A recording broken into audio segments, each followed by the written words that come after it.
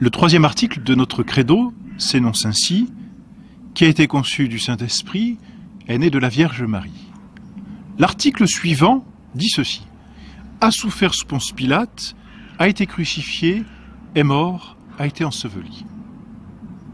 On est passé entre le troisième article et le quatrième article de la nativité de notre Seigneur à sa mort sur la croix. Et dans le credo, aucune mention n'est faite de tout ce qui se passe entre la nativité de notre Seigneur Jésus-Christ, aîné de la très sainte Vierge Marie, et la passion, a souffert Ponce Pilate.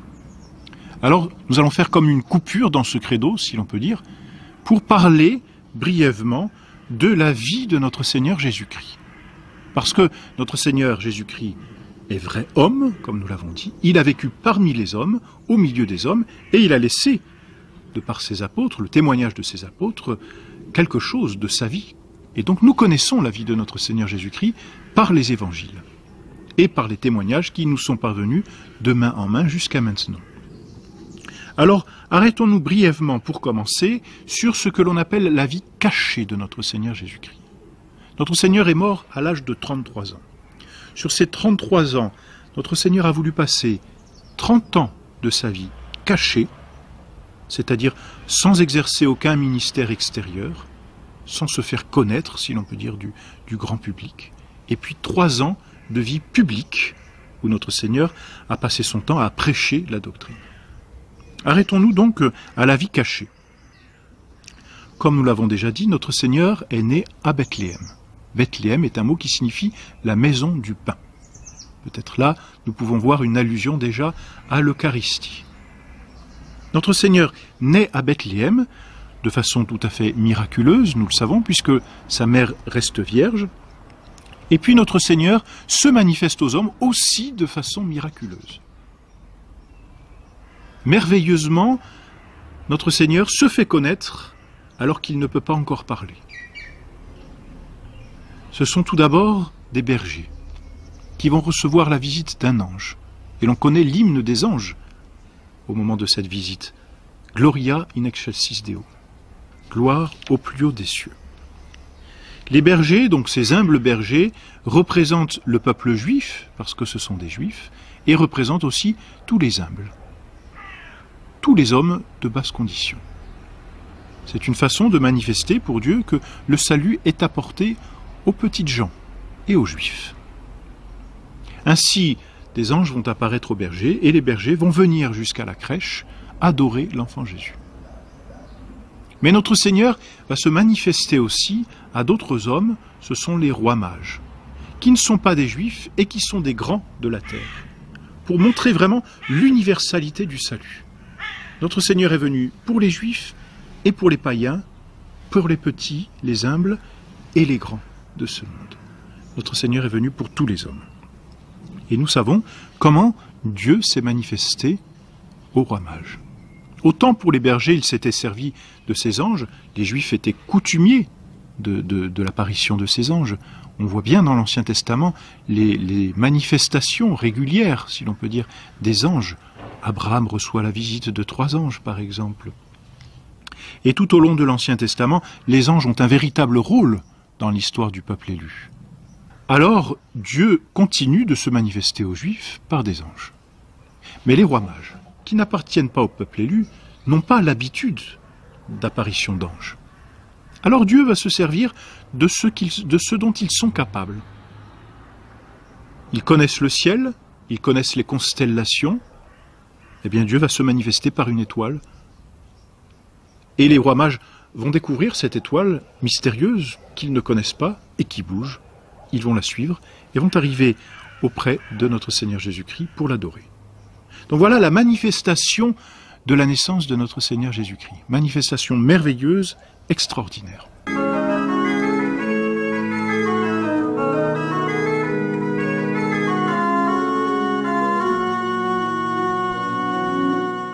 Notre Seigneur ensuite a voulu être soumis à la loi. 8 jours après la naissance d'un homme, il devait être circoncis. Notre Seigneur a donc été présenté au temple le 8e jour de sa naissance, pour qu'il y fût circoncis.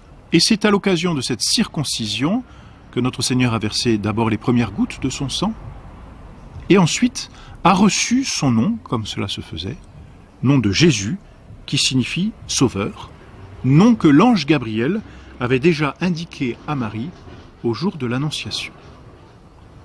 Cette fête de la circoncision se trouve dans le calendrier de l'Église au 1er janvier, c'est-à-dire 8 jours après Noël, qui est le 25 décembre. 40 jours après la nativité de notre Seigneur Jésus-Christ, Joseph et Marie se rendent au temple pour satisfaire, là encore, un double précepte de la loi juive. On voit combien notre Seigneur a voulu se soumettre à la loi. Marie devait offrir un sacrifice expiatoire en raison de sa maternité. C'est le sacrifice que l'on appelle de la purification. Et puis ensuite, elle devait, dans un deuxième temps, mais le même jour, présenter l'enfant Jésus, parce que tout premier-né mâle appartenait à Dieu. Donc elle devait amener son enfant au temple, son garçon, son petit garçon, et l'offrir à Dieu. C'est comme l'offertoire, si l'on peut dire, de toute la vie de notre Seigneur Jésus-Christ. Alors, à cette occasion, Marie et Joseph ont offert 2 colombes, l'une pour la purification, l'autre pour l'offrande et le rachat de Jésus. Et c'est en cette circonstance que l'on voit apparaître le vieillard Siméon. Le vieillard Siméon et la prophétesse Anne, que l'inspiration divine avait amené au temple. Et c'est là que le vieillard Siméon prédit à la très sainte Vierge qu'un glaive de douleur transpercera son cœur.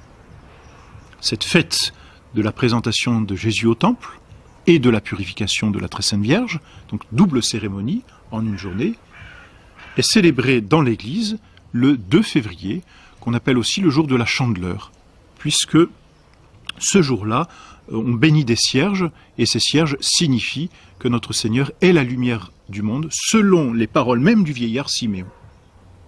Lumen ad revelationem gentium, lumière qui sera pour la révélation à tous les peuples. C'est le 2 février, 40 jours après le 25 décembre. C'est probablement peu de temps après cette purification de la très sainte Vierge et la présentation de Jésus au temple que les mages sont arrivés pour adorer l'enfant Jésus.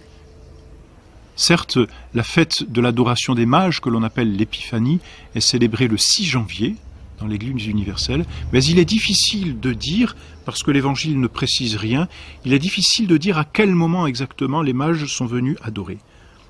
Peu importe finalement de ce temps, nous savons certainement que les mages ont apporté 3 présents à l'enfant Jésus, et c'est pour cela bien souvent qu'on dit qu'ils étaient 3, mais probablement étaient-ils plus. En tout cas, ils ont apporté 3 présents, de l'or, pour signifier sa royauté, puisque l'or est le matériau des rois, des grands de ce monde, de l'encens, pour signifier sa divinité, car l'encens signifie la prière, or on ne prie que Dieu, et de la myrrhe, pour proclamer son humanité. Parce que la myrrhe est cette espèce de parfum, de baume, dont on embaumait justement les morts. Et par là, les rois mages signifiaient que Jésus-Christ a un véritable corps.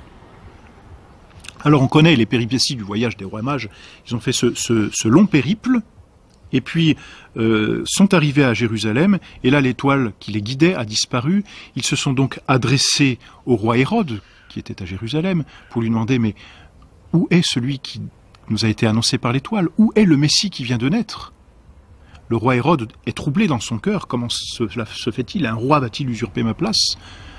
Il consulte les scribes, obtient la réponse et dit au roi mage, il est à Bethléem, selon l'écriture sainte, selon ce qui a été prophétisé dans l'Ancien Testament.